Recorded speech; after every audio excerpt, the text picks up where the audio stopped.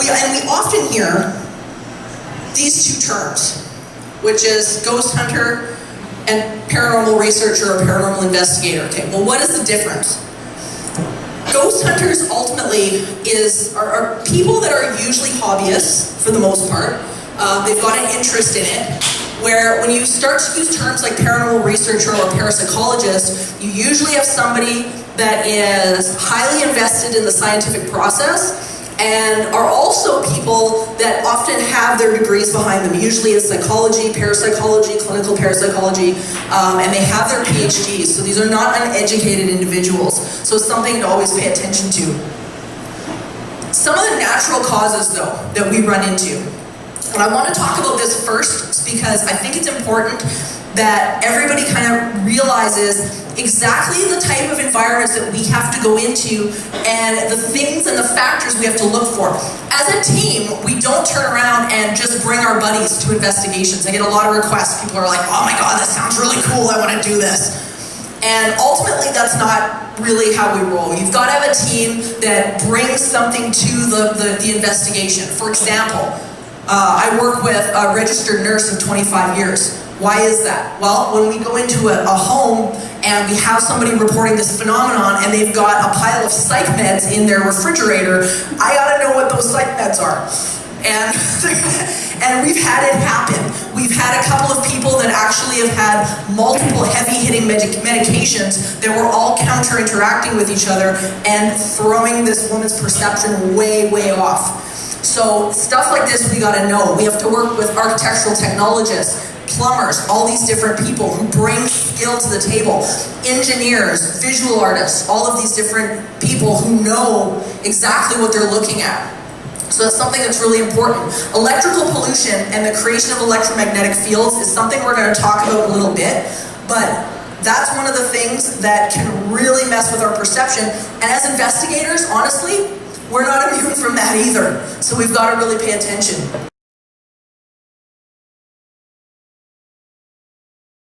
And it's pretty bloody cool. So, residual energy is really neat. And it can be classified by a couple of different factors. So things like noises that don't have any origin. Let me give you an example of that. So you may turn around, walk into a room, and hear a plate break in the room. You think, man, like somebody's just broke my dish. This sucks. So you go into your kitchen and you look around and there's nothing broken. You distinctly heard the plate break. There is absolutely nothing wrong. There's nobody in the kitchen. There's no broken dishes. A few nights later, you might hear blinds opening and closing.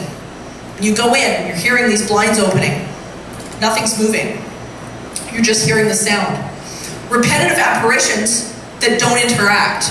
Now what I mean by that is now I'm talking about the visual stuff. You see somebody come into a space, you go, hey, what's up? And they completely ignore you and just keep going. And this might happen repeatedly over and over and over again, or you just may see it once or twice, but there's nothing in there, there's no intelligence, you can't get a hold of them. Smells with no origin, same thing. Now we talked a little bit about this earlier when I said that smells can actually get stuck in walls and things like that are porous. But in this case, we're talking about smells that they just shouldn't be there, they shouldn't come from anywhere. Like somebody's perfume or something like that, someone who you know. Things like that, we've got to start to pay attention. And events and scenes that appear and reappear. Now probably one of the most unique cases of this, because this is not common, is a castle in Ireland called Leap Castle. Leap Castle has got one hell of a horrible history to it. It's in this little county called Offaly in Ireland. And amazing place to look at. But unfortunately, it's had one horrible history of war. A brother was murdered in what they now call the Bloody Chapel by his brother. And there was a torture chamber from the Bloody Chapel that dropped down to the basement of the castle called the Oubliette. So there was a lot of war that ended up going on here, a lot of death. And one of the things that would repeat itself is the imagery and the vision of two men killing somebody with a knife, stabbing them to death, And people would see this, they'd watch this happen, and then the entire scene would disappear. There was no ability to get their attention, there was no intelligence behind them, they were just watching this video. So you kind of have to think about it like the environment can be almost like a needle on a phonograph. You know, that record looks pretty boring. When you pay, how many people have vinyl records at their house still? Somebody, yeah. And you know, you pick up a vinyl record, it looks, yeah, whatever, piece of vinyl. But you put it onto a record player, man, all of a sudden you've got this beautiful classical music. You've got this awesome rock and roll. What the heck, right? And the environment is kind of like that. The environment can pick up on this stuff. We don't always know how that happens. There's a lot of theories about why this goes on. How many people have heard of Gettysburg battlefield?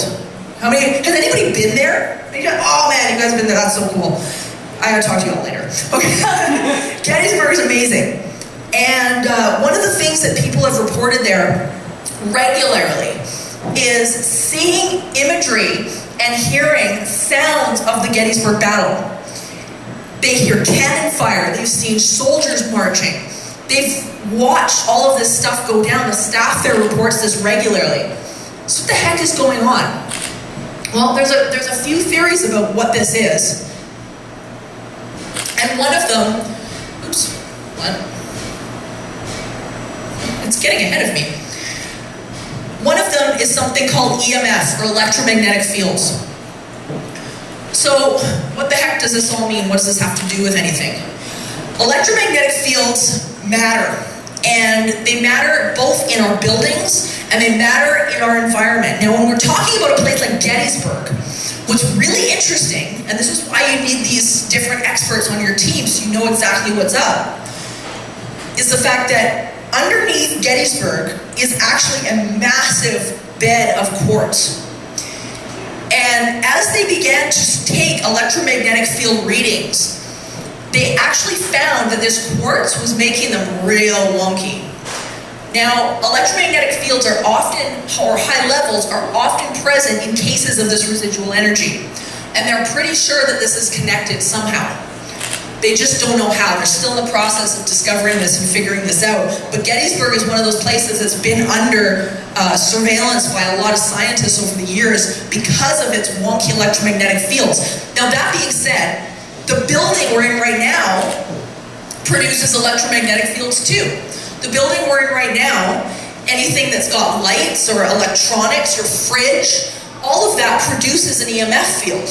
And when you get into these high levels of it, such in old buildings, where maybe the wiring's not as good as it is in a building that's been there for 5 years compared to a building that's been there for 100 years, you get these high levels and these high spikes. So is it connected to the fact